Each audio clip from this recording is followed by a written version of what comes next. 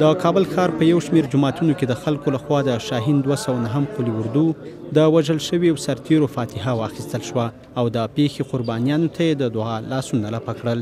په کابل ښار کې یو دیني عالم اسدالله وایي کشتن هیچ مسلمان، هر مسلمان کلمه گوی لا اله الا الله محمد رسول الله، ما بر از جنبه شرعی یا سابقه شرعی دادن نمیتونیم که قتل از او یا اینکه جنگ کردن در مقابل از او این درست باشه.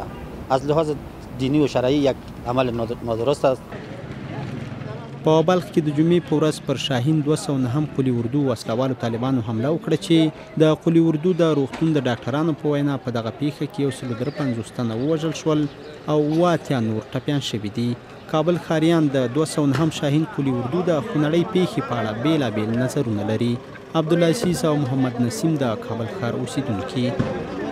انسان که امروز رئیس جمهور ماتم ملی اعلان کرده، این تا که انقلاب در افغانستان است ماتم است.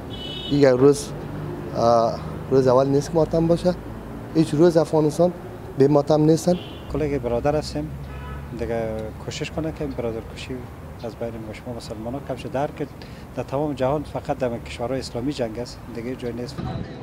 ولسمشر اشرف غني هم د دغه پیښې د څرنګوالي لپاره د شنبې په ورځ بلخ ته ولاړ او د جدي پلټنو امر یې وکړ. افغان حکومت د پیښې له قربانیانو سره د غمرازۍ په هدف د یکشنبې ورځ ملي ماتم اعلان کړ. ابراهیم صافی، آزادي رادیو، کابل.